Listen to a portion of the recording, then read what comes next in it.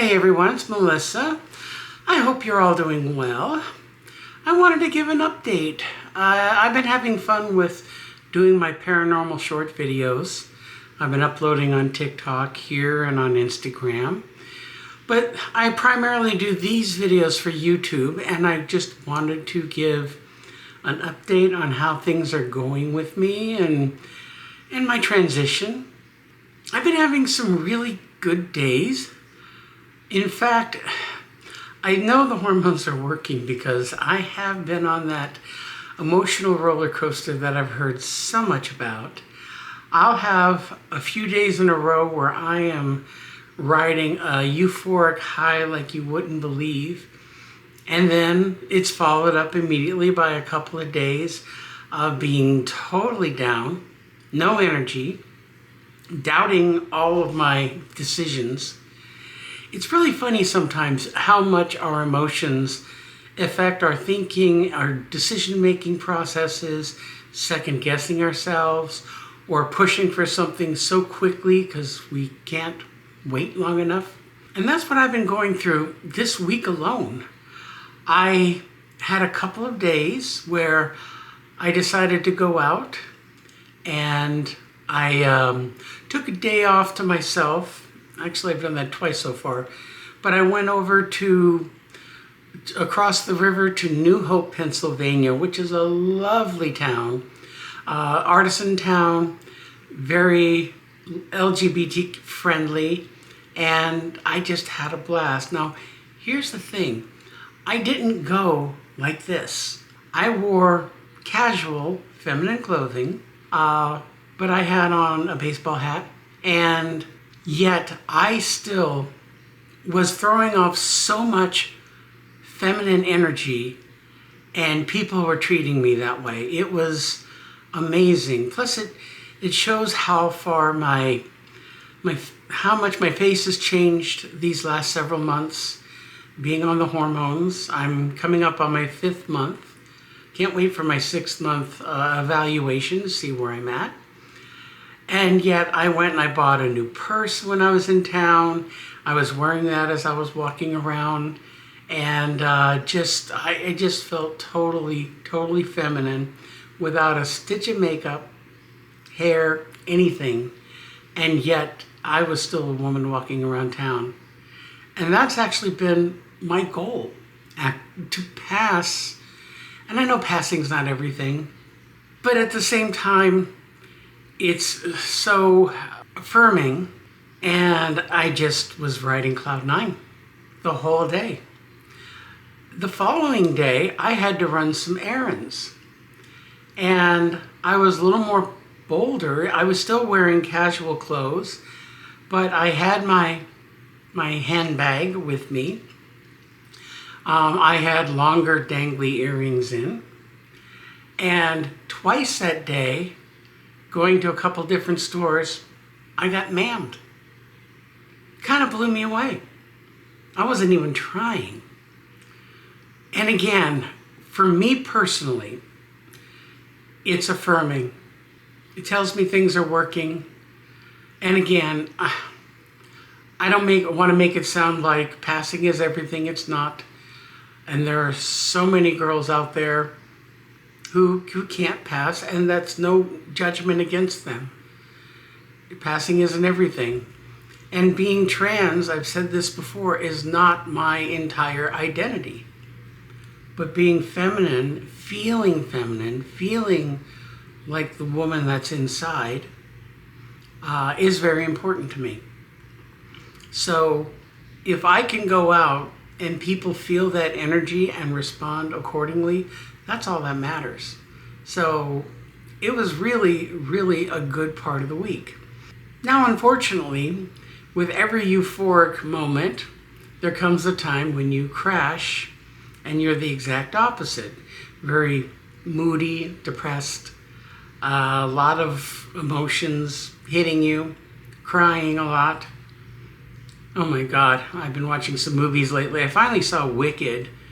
I don't know why it took me so long to watch it. I was bawling my head off the whole movie because I saw the Broadway play, but I really loved the movie. But when I'm down like that, I start thinking second guessing myself in some of the decisions I'm making. When I'm riding high euphoric, I want to start getting some procedures done. I want to do something as simple as my nails. Do my nails. I do have an electrolysis appointment this week, my first.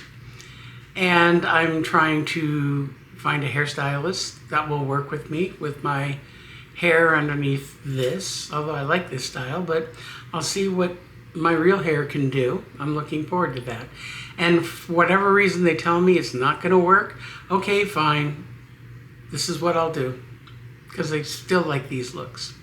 And then I start thinking about, I'm currently on Medicaid. And, with all the, I'm not going to get political, but all the laws, the new bills passed. And I've been out of work for quite a while now, too. I can't get a job. No matter what I do, I apply both as my old self and Millie to double my chances. I want to work. I want to go back to work so badly, and I haven't been able to. Nobody will call me back.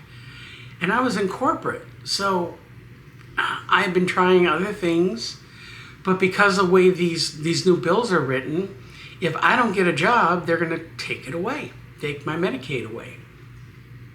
And that would be bad enough because I'm still dealing with some heart issues, which I'm hopefully going to have taken care of this coming month. But, any gender affirming care, they're not going to cover anymore. They won't cover my hormones. They won't cover anything.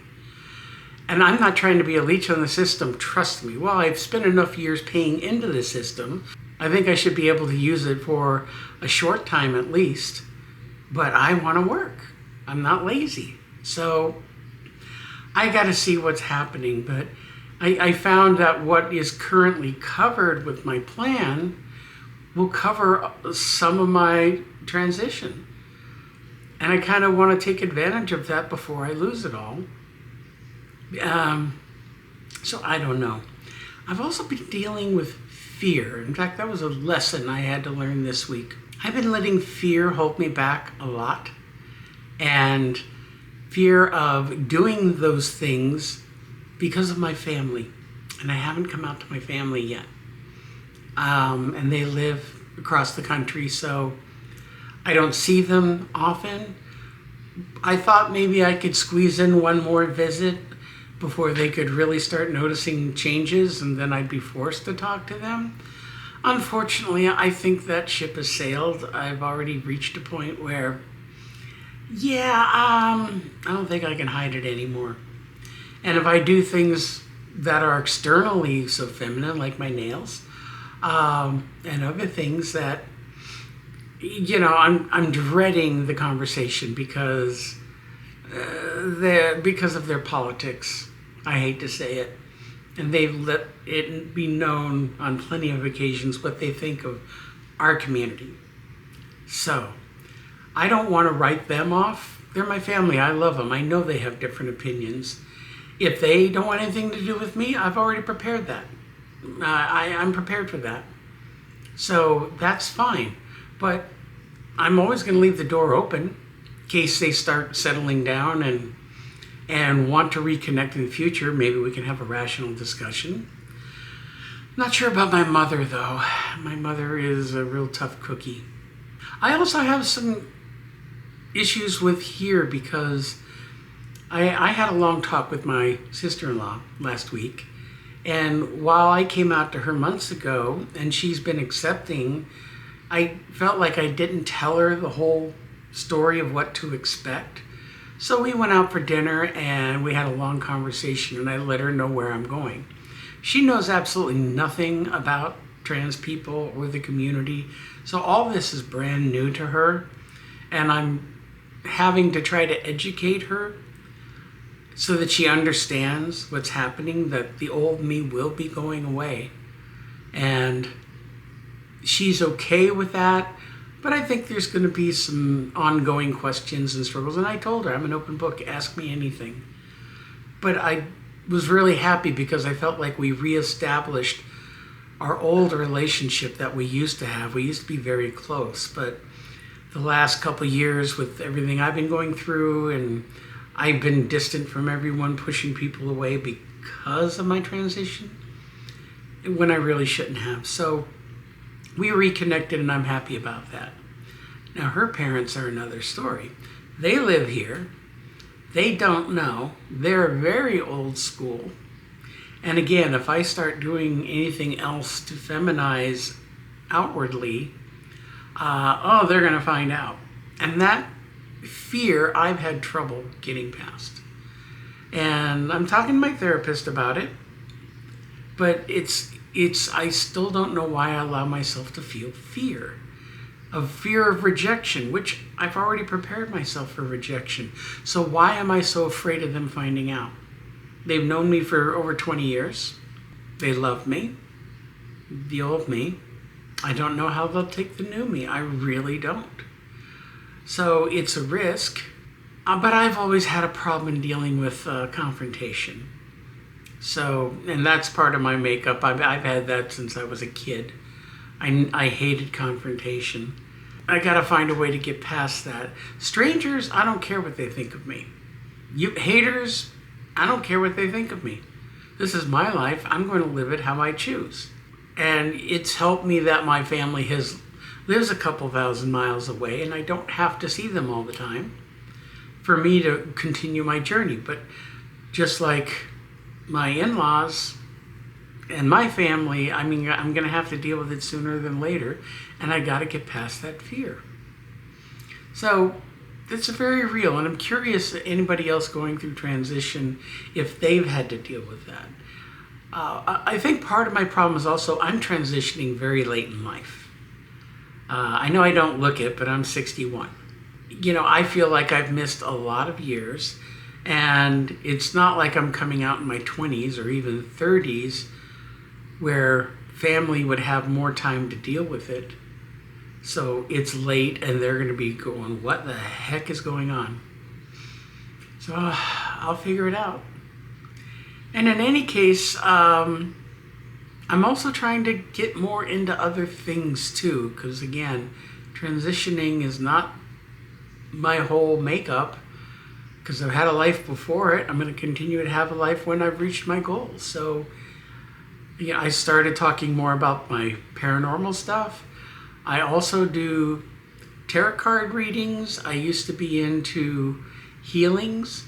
I spent a whole year training to do healings, and I want to get back into it. And my old teacher's retired, and they live in Colorado, but I think I want to reach out to them and talk to them. Well, first of all, let them know about me, and I know they'd be totally fine with it.